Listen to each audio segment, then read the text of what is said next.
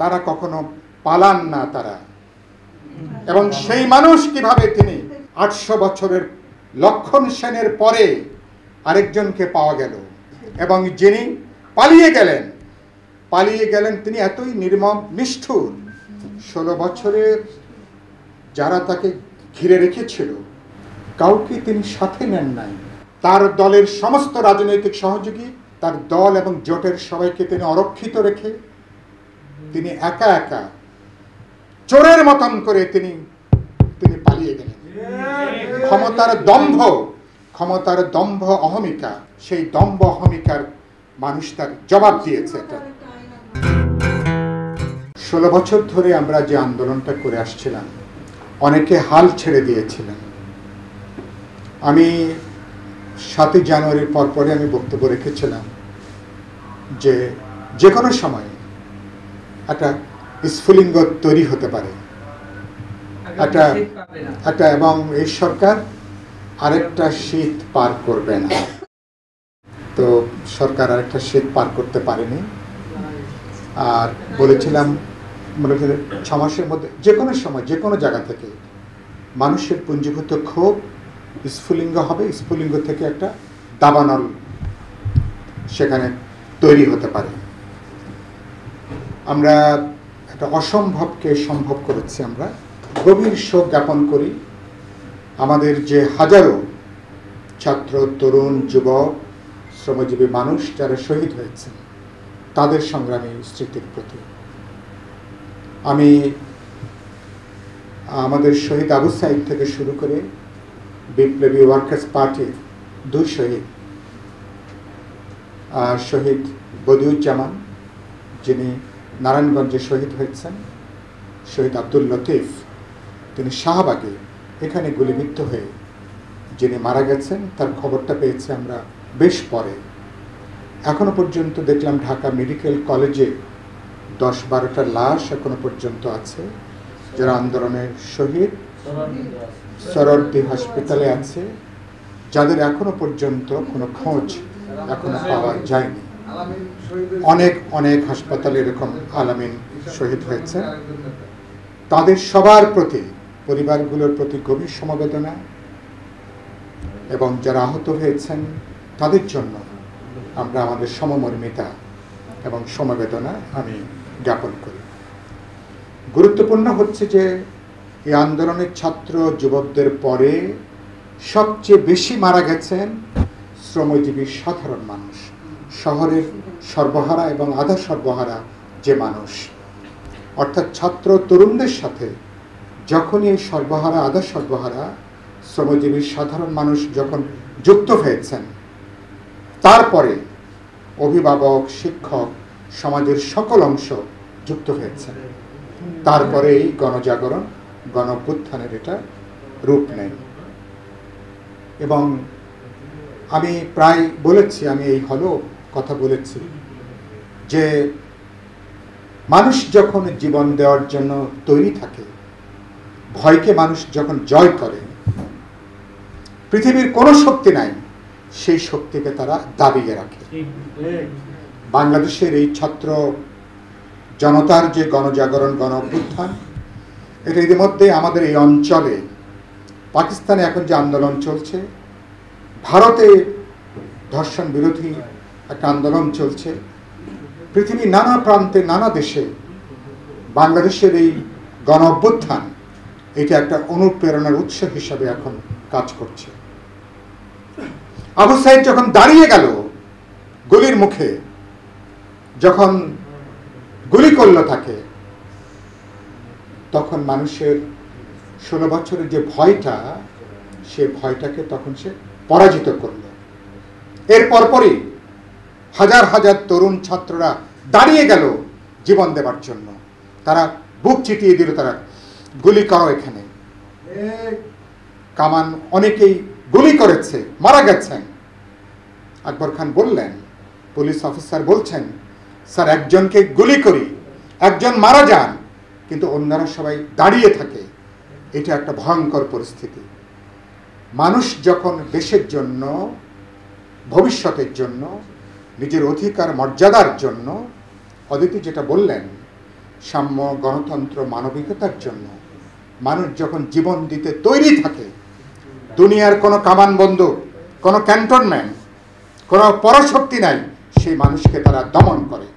বাংলাদেশ এই ক্ষেত্রে নতুন ইতিহাস, নতুন একটা ধারা, সারা দুনিয়ার কাছে নতুন একটা উদাহরণ বাংলাদেশ তৈরি করেছে। মনে করি এই যে ইতিহাস, আপনারা সবাই মন খারাপ করেছিলেন যে সরকার কি তারা আরো 5 বছর কি এরকম দুঃশাসন দেখতে হবে, এরকম মানুষকে অবজ্ঞা করা, হেয় করা। এবং খেয়াল করবেন, এখানে বললেন মানুষকে নাকি আল্লাহ পাক বলেছেন আশরাফুল মখলুকাত। সেই মানুষের ভোটাধিকার কেড়ে নিয়ে, মানুষের মর্যাদা কেড়ে নিয়ে পুরো দেশটাকে তারা একটা আইএমএ জাহিলিয়াতে বানিয়ে দিয়েছিলেন। তরুণরা এটার নাম দিয়েছে একটা আওয়ামী জাহিলিয়াত, মানে আওয়ামী লীগের জাহিলিয়াত বানিয়ে দিয়েছে। একটা বর্বর, ভয়ঙ্কর, একটা অন্ধকারের একটা যুগে তারা সেখানে পরিণত করেছে। মানুষ যখন ঘুরে দাঁড়িয়েছে, পরিস্থিতির পরিবর্তন হয়েছে। আপনারা জানেন 16 বছরের দীর্ঘ লড়াই, যে লড়াই বিরুদ্ধে রাজনৈতিক দলগুলো জান দিয়েছে, প্রাণ দিয়েছে, মান দিয়েছে, এবং মানুষ বুক চিতিয়ে দাঁড়িয়েছে। হাজার হাজার মামলা, লক্ষ লক্ষ আসামি, কোটি কোটি মানুষের তারা প্রায় উদ্বাস্তু জীবনযাপন করেছে গত 1.5 যুগ ধরে। দরকার ছিল একটা শেষ একটা ধাক্কা দরকার ছিল, এবং ছাত্র তরুণরা তারা সেই সাহসটা দেখিয়েছেন। তার সঙ্গে পুরো জনগণ, দেশবাসী দাঁড়িয়ে গেল। এই অর্জনটাকে এখন রক্ষা করতে হবে। এখন আমরা জানেন যে ক্যান্টনমেন্টের সভা 5 তারিখে, এরপরে আর সেখানে রাত্রেবেলা বঙ্গভবনে যখন 3 বাহিনী প্রধান সহ রাজনৈতিক দলগুলো মিলে রাষ্ট্রপতিকে রেখে যখন আমরা অন্তর্বর্তীকালীন সরকারের সিদ্ধান্ত গ্রহণ করি, সেটা ছিল একটা ঐতিহাসিক একটা মুহূর্ত। 8 তারিখে সরকার শপথ গ্রহণ করবে। কিন্তু খেয়াল করবেন, একটু যদি পেছনে তাকান, 3 দিন আগেই তিনি বললেন তারা কখনো পালান না তারা। এবং সেই মানুষ কিভাবে তিনি এখানে কি অসাধারণ বললেন। 800 বছরের পরে, লক্ষণ সেনের পরে আরেকজনকে পাওয়া গেল, এবং যিনি পালিয়ে গেলেন তিনি এতই নির্মম, নিষ্ঠুর। 16 বছরে যারা তাকে ঘিরে রেখেছিল, কাউকে তিনি সাথে নেন নাই, কেউ তার সাথে যেতে পারেনি। তার দলের নেতাকর্মীদেরকে অরক্ষিত রেখে, তার দলের সমস্ত রাজনৈতিক সহযোগী, তার দল এবং জোটের তার দল এবং জোটের সবাইকে তিনি অরক্ষিত রেখে তিনি একা একা চোরের মতন করে তিনি পালিয়ে গেলেন। ক্ষমতার দম্ভ, অহমিকা মানুষকে কিভাবে উন্মাদ করে তোলে, মানুষকে নিষ্ঠুর করে তোলে, সেই দম্ভ অহমিকার মানুষ তার জবাব দিয়েছে এটার জন্য। এবং তারা তো আয়নাঘর একটা সম্পর্কে জানি, কত হাজারো আয়নাঘর তারা তৈরি করেছে। আওয়ামী লীগের এক একজন যারা গুন্ডা, যারা মাস্তান, এবং তাদের প্রত্যেকেরই আয়নাঘরের মতন কিভাবে তারা টর্চার সেল তারা তৈরি করেছে। শুধুমাত্র বিশ্ববিদ্যালয়গুলোর হল না, পুরো দেশটাকে তারা এক ধরনের টর্চার সেলে তারা পর্যবেসিত তারা করেছে। মানুষ তার উত্তর দিয়েছে, মানুষ তার প্রতিবাদ প্রতিরোধের একটা গণজাগরণ, গণ অভ্যুত্থানের ভেতর দিয়ে। তার মানে আমি প্রায় বলতাম, ইতিহাসের বড় শিক্ষা নাকি এই, ইতিহাস থেকে কোনো স্বৈরাচার শিক্ষা নেয় না। তো তারা যে অন্যায় অপরাধ করেছে, আমি তো আমার নানা বক্তৃতায়, আমার শত শত বক্তৃতায় এগুলো বলেছি। এগুলো আরব উপন্যাসের মতন, এগুলো রাতের পর রাত, দিনের পর দিন বললে এটা শেষ হবে না। এরকম একটা জায়গা। ভারতে তিনি পালিয়ে গেছেন। এই ভারতে তার থাকার কারণের জন্য ইতিমধ্যে আমি আজকে পরিষ্কার করে বলতে চাই যে যার বিরুদ্ধে গণহত্যার অভিযোগ, যার বিরুদ্ধে 16 বছরের নিষ্ঠুর দমন, গুম খুনের অভিযোগ, যার বিরুদ্ধে, যে সরকারের বিরুদ্ধে লক্ষ লক্ষ কোটি টাকা পাচারের অভিযোগ, যার বিরুদ্ধে রাষ্ট্রীয় কোষাগারগুলো খালি করে দেবার অভিযোগ, তিনি এভাবে কোনো পাশের রাষ্ট্রে যে তিনি আশ্রয় নিয়ে তিনি থাকতে পারেন না। এরকম একজন অপরাধীকে, এরকম একজন খুনি প্রধানমন্ত্রীকে তিনি কি সরাসরি খুন করেছেন হাতে?